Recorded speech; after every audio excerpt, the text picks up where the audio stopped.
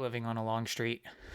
So a few days ago, me and my friends were able to go watch Avatar Fire and Ash in theaters. Basically, what this video is going to be is just talking about whether you should watch it or not. Just an honest movie review. So, first things first. I will preface this by saying, number one, there are going to be some spoilers. So if you want to go into the movie without any type of spoilers, any type of knowledge of the movie itself, which I would recommend anyways, skip this video and go watch the movie. But if you're okay with a little bit of spoilers, some vague ones, or if you kind of know what happens in the movie, then this video is for you. Another thing I need to preface with, me and my friends ended up watching Avatar Fire and Ash in a 3DX experience or something like that. I'll put up the details on screen. But basically it was a kind of like extra experience that you get when you watch the movie. So there was a lot of moving around, seats moved. There was like sprays and smells, and then also 3D, of course, all of the above. So I might say that might bias my review just a little bit, but I think that actually is something important to take into when you're watching it in the theaters. Okay, so first of all, James Cameron is not beating the stereotypes. He loves boats and water. He made Titanic, and we can see that. He made Way of Water, we can see that. It's also very heavily apparent in this movie. There's still a lot of water. In fact, I would say there's probably more water than there is fire and ash in this movie. So when you go there, expect to get flashbanged with the fact that you are going to see a lot of water. And in one case, I watched a scene, and it pans down at the beginning of the scene to the clearest, crispest, most rendered water I've seen in my life. And I kind of broke into laughter in the theater because it was really funny to just see an entire scene that was just water. Yeah. James Cameron isn't beating the allegations. That sounds like a fun weekend, but... Okay, so the pros. Number one, the third movie is beautiful, just like the first two movies. Yeah, there's not really much to say more than that. James Cameron still delivers in terms of just superior CGI, in terms of just superior everything, in terms of visual quality. I always say this. When you are done watching Avatar, there's this thing called post-Avatar depression, and it's where you look at the world and everything looks gray and sad and depressing because it is, and it's not like Avatar because it's colorful and beautiful. And the third movie delivers on that.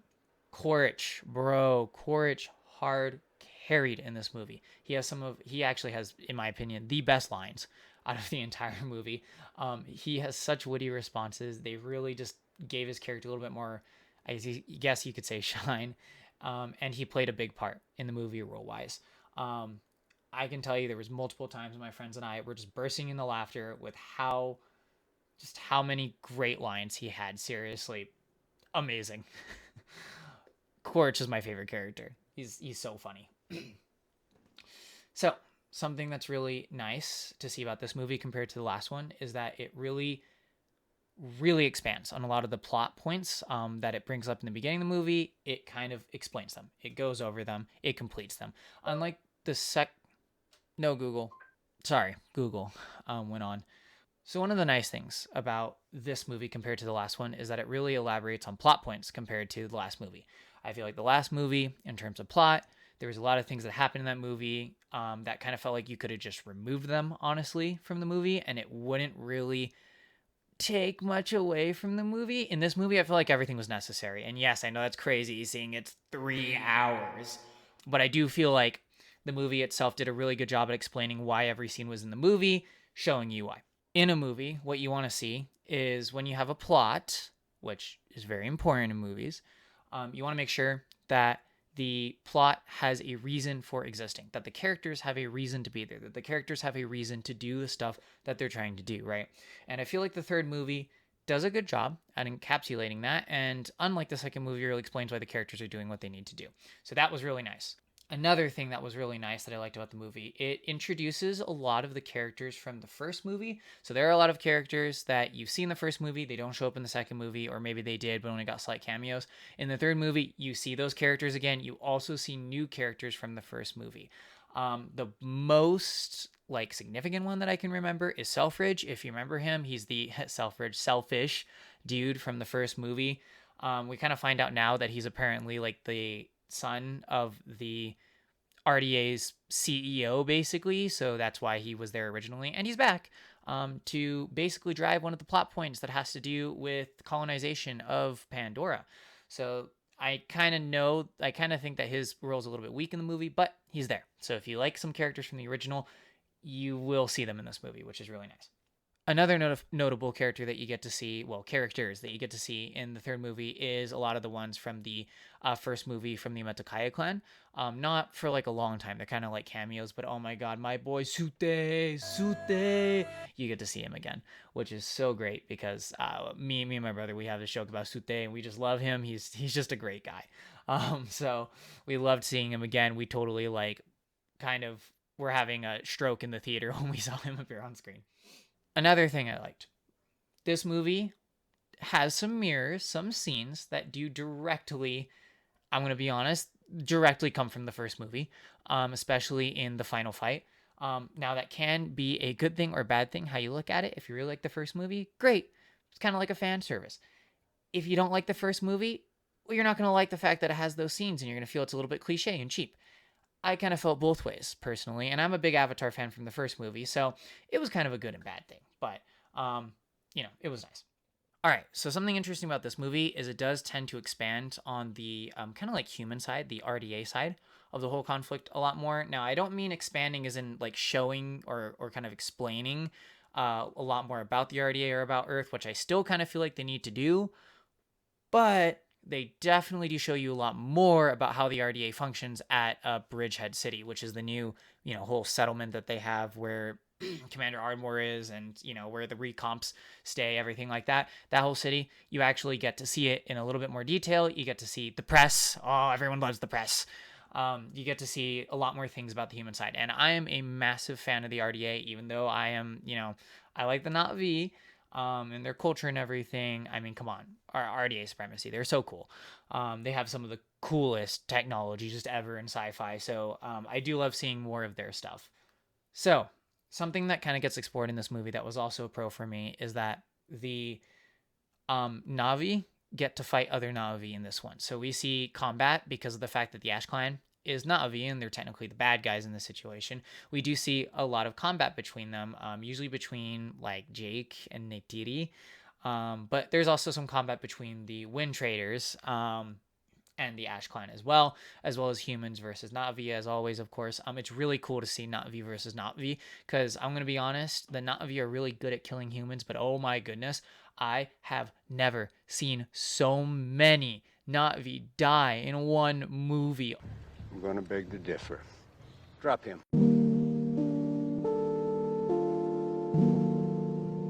Oh my goodness, they bullied the Ash Clan so badly. I swear to God, I think I saw more Ash Clan, like goons, like members of the clan, die than all the humans combined in all three of the movies. Like, it was that bad, dude. So many of the Ash Clan just got slimed, like, right off the bat. So, that was kind of funny to watch. But yes, the Na'vi kind of get destroyed. The Ash Clan in particular get destroyed. Something you see more of, which is really nice, the Solis are absolutely lethal, which is really cool to see them still being absolute killers, like birds of prey. They are still lethal as always. Neytiri and Jake both in their own ways. Jake being a Marine, of course, and that being a big part about the story. Neytiri staying with her tradition, big part of the story. But they each destroy in their own way, and that's great to see. Another thing, I actually really liked Varong, the new antagonist of the series, along with Korch. Varong is the Fire Tribe, the Ash Clan leader. It was really cool to see her in action. She has a really cool personality. I think the actor, I don't remember her name, she did a really good job in this role. She really plays her character well, and I actually really like that they added her as kind of like a bad, kind of like the bad guy in this movie. So that was really cool to see her. I think she did a really good job, and the plot explained why she was there. Okay, so another thing that I really liked was that this movie, I feel like James Cameron has kind of mastered the art of suspense, specifically when it comes to characters that you love and care about and whether or not they're going to die. He does a really good job with this. So there's a lot of thrills and a lot of moments where you're not sure what would happen. You're kind of on your edge of the seat type of situation where you're kind of just hoping that the best outcome happens, but you're not sure what's going to happen, and you just feel really upset with everyone because there's so much drama. Everyone has these different things they want to do. It's just the ingredients to a good story. Really liked it. So I feel like this one definitely did it way better than the second movie. So again, pro for Fire and Ash. Definitely great. Now let's talk about that first fight, because that first fight was kind of oof. That was something. Now, I will say this might have something to do with the fact that I was watching this again in 40x. So my chair was moving, and I had sprays like water spraying at me and smells, so I could smell different stuff, and like wind blowing on me when they're in the air, and then of course the seat shaking whenever people got shot or died, and then also you had 3D, so it was like they were like you were actually there. Might have an effect on this, but oh my goodness, that first battle. Basically the entire Sully family kind of gets destroyed in the first battle that you see, and Korch takes advantage of it. The Ash clan takes advantage of it. The Wind clan gets absolutely destroyed, and I think that battle was intense. Just all I have to say is by the end of that fight, I genuinely felt like I was in fight or flight mode. At the end of that, like my adrenaline was, and my adrenaline and my fear response were actually pumping. And I actually felt like I needed to get out of the theater because I was like actually that legitimately pumped up and felt like I needed to get away from the Ash Clan. So this kind of goes into the fact that they were also introduced very well. Basically, we kind of found out that the Wind Clan was basically the sacrificial lamb to introduce the Ash Clan, as the Ash Clan is raiding the Wind Clan whenever the Wind Traders is what they're called whenever they're sailing, basically. So that introduction was sick. And they really did a good job at introducing the Ash Clan as like very unnatural, very much against AWA, and very much gonna rock yo stuff if you get anywhere near them. So it really made them out to be scary. It really set up suspense. And it made me feel like I was gonna die when I was in the theater. So I guess that's a plus. There was a scene where basically one of the Ash Clan is commanded by Varong, who's the Sahik, of course, to basically commit fiery death kamikaze suicide. And oh my god, when that scene came on, it made me so terrified for the well-being of the main characters. So yeah. RDA tech, still cool as ever. There's not really much more to say about this. Technically, the movie takes place only like a month after the second one, so the tech is the same. You're still going to see the same boats, the same subs, the same amp suits, stuff like that. Not a huge change there, but you get to see more of it, and you get to see recomps, which are really sick, and you get to see Na'vi that are fighting the Na'vi, so I guess that's pretty cool as well. So overall, just bigger and badder, basically. Oh my god, I think that those D-box seats are crazy. Um, Again, I got to watch it in 40x, which meant that they technically had like I call them D-box, but they're basically moving seats. And man, the second movie was like so immersive when I got to watch the second movie with those D-box seats. Whenever like an arrow would hit someone like a human and you had the 3D, the arrow would pop into frame like it's entering you, and then like the seat would like jolt back like you're the human getting hit with the arrow. It was crazy. This movie takes it to the next level. There were so many moments where like I'm gonna be honest, again, those poor Ash Clan Na'vi just got slimed the entire time. They just got destroyed. And there was this one specific scene where this Na'vi Ash Clan guy just got absolutely clotheslined by a bow, by one of the Sully family, I think. Just absolutely clotheslined, and the seat just like thwacks you back. It was such a meaty thwack with the seat like flying backwards. All my friends and myself, all like in sync, all immediately just verbally just in disgust of how absolutely diabolical that was, that poor Ashcon guy got destroyed. So you should probably watch it with the 4DC. I think it really adds to the experience.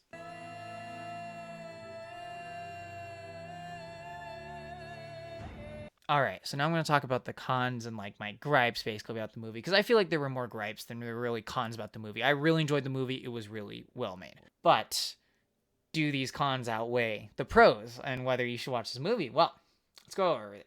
All right, so first of all, this was kind of a gripe, but I feel like this one can also be a pretty large con with the whole story. Um, bro, let Quaritch be the good guy. You give me the knife.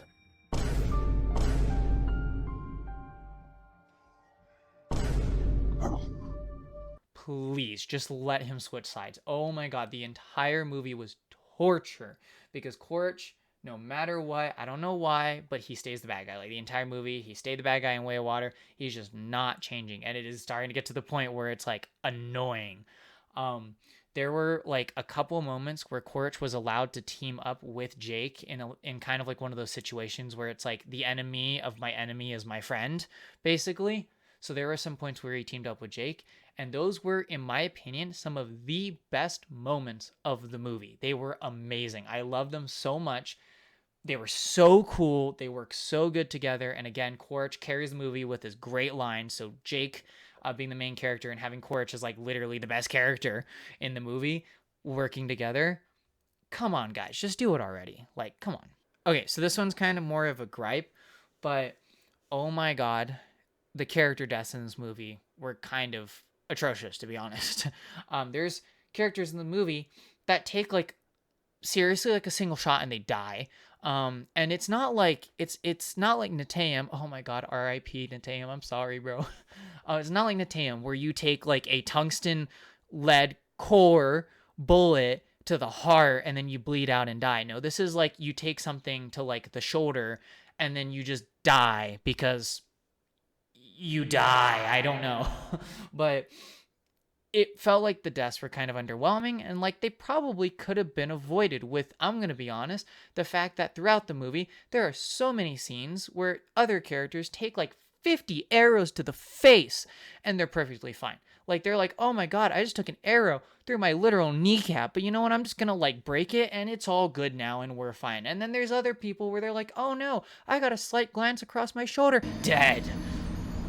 Like, where's the logic behind that? But okay, I guess they needed to explain a story. So that was like one of my biggest gripes is that the character deaths were kind of a little bit not logical. But I mean, if you watch the movie, I guess maybe you can explain it out with certain other variables, but I don't know. And then the other thing being that the characters that end up dying, they don't really mourn them and they don't really care about them. There's like the characters that die at the end of the movie, nobody even cares. And it's like, these were people that were very important, maybe not to like the whole plot of the movie overall, but like they were important to the characters. And there's just no sign of mourning, which in my opinion feels like a little bit of an oversight by James Cameron, but he's the best director, so we won't say anything too bad about him. All right, the Wynn clan. I was waiting to get to this. Are sick. These dudes are sick, like so sick, like awesome sick, like my favorite clan sick, which is really really depressing because one of the major cons about the movie for me is that the Wynn traders only got about 20 to maybe 30 minutes of screen time in the entire movie. Out of like the 3 hours, that's only like a sixth of the movie that they're in, when they were supposed to be like a really prevalent part of the movie. Like in the trailers you see that they only take up a sixth of the movie, which I feel like we should have seen them more. We should have seen them in the final battle, in my opinion. That would have been sick. I understand why they weren't in the final battle because, air nomads from Avatar, they don't fight. Same thing with the air traders. But, like, come on, bro. We only saw them for, like, 30 minutes, and they were single-handedly just stole the show in terms of the new clans in Avatar. The Ash Clan's cool, but Wind Traders are sick. And then when they just went on the whole thing about the fact that it's like they're sailing ships in the air, oh my god, my TISM activated so hard when they started using naval terminology. I was legitimately having like a stroke of happiness. I was seriously sitting in my seat just giggling when they were using all these nautical terms of like port and starboard and trimming the top sails and stuff like that, all the sailing stuff. I was just having, oh my god, it was just such a good time, and I just really wish they gave them a lot more time. Just a little bit more time, man. I just wanted to see them. Okay, so this one I could probably say is a con, but it's not a con if you really like Avatar. It's a long movie. It's like 3 flippin' hours long. And I am going to say, compared to the second movie, I did not actually look at my phone to see when the movie was ending or how long it had been, because I felt like the movie was going on too long. So that really says something, again, about the plot of the movie. But that being said, still a really long movie. And towards the end, especially with the moving seats, I started getting to the point where I was like, okay, I think I'm kind of done. Like, I'm kind of done and I want out now because I'm like, the seats are still moving and we're in the final battle sequence. And like, it's just been a really long time that I've been in a seat. But overall, not a huge deal if you like Avatar, you like long movies. All right. One of my biggest gripes, other than the dead characters, is how they portrayed Awa in this movie. You probably have seen memes of this, but Awa in the movie, you actually get to see her, and the best way you can explain it is she looks like a whitetail doe, like a deer, giving you a criminal bombastic side eye when she's staring at the main characters. And it is just, it was funny, but it was also like the most unrendered polygonal face I've seen in my life. And I was like, why did this make it to the final production of the movie? Yeah, that wasn't great, but we don't question James Cameron, I guess. All right, so where does that kind of leave us overall? Well, I feel like the movie overall was actually a really big step past the previous movie. Like it is a step up in terms of the plot mainly. Oh my god, the plot is way better. The characters are a lot stronger in this movie, and they have a lot more intentions and a lot more things that drive them, beliefs, ideologies, which really make sense and really pull the story together, but also tear everyone apart in this really emotional and very significant and meaningful way. There is a point where some of the main, like where one of the main characters is basically going to die, and I almost cried because it was seriously like so impactful to me with the way that all the characters, again, like their ordeals and ideologies and everything had kind of come together, that it was seriously going to be like, oh my god, I don't know who's in the right in this situation, but like, come on, like I don't want this to happen. And if you know the scene, you know the scene. It seriously almost made me like start bawling. But yes, this movie was definitely a step up from the second movie. I think it definitely should deserve more money than the second movie got, but I'm pretty sure it's probably going to stay at a stable 1.5, 1.7 billion mark. So it's probably not going to beat the 2 billion. Although I'm hoping with this review I can change your mind, because in my opinion, I think you should watch the movie. I think you should go watch it in theaters. I think if you get the chance, pick something you like a viewing format that you like to watch the movie, because I think it really amplifies the experience. For me, that was the 40X with the 3D and then also the moving chairs. Oh my God, that to me, it felt like I was in the Avatar world for about 3 hours, to the point where I seriously felt like my fight or flight response was on. But if that's not what you like, go just do 3D. Do IMAX if you want to see it brighter. Just pick something, splurge a bit on the movie, really just experience the movie the way that you want to experience it. I feel like you will get the most out of the movie if you do that. Now, that being said, overall, in terms of score, I would give the movie a solid 8.5. I think that's a pretty good score for the movie. I'm not going to say it's more than a 9. And that's not because I don't think the movie is not good. I just think that it is a really good, solid movie to watch. If you have the chance, I'd recommend it to anybody. But there are some things wrong with it, a couple cons and a couple gripes from me personally. So that would be my subjective opinion of the movie, an 8.5. Other than that, I mean, all I can hope is that the movie makes enough money that we get to see a fourth movie and a fifth movie, hopefully. If the fourth and fifth movies are anything like the stories that James Cameron has told, it's going to be crazy. Because I remember him saying that apparently, like every single movie, there's different notes on it. So after the second movie, they wrote the script for it, they had all these notes. The third movie, they had less notes. The fourth movie, they barely had any notes, and they're like, this is great. They said the fifth movie, apparently the only thing that Disney put down in the notes was holy F word. So I want to see this series conclude and close out. But if not, overall, a great way to finish the series. Great job, James Cameron. Other than that, I will see you guys in the next video. Thanks for watching.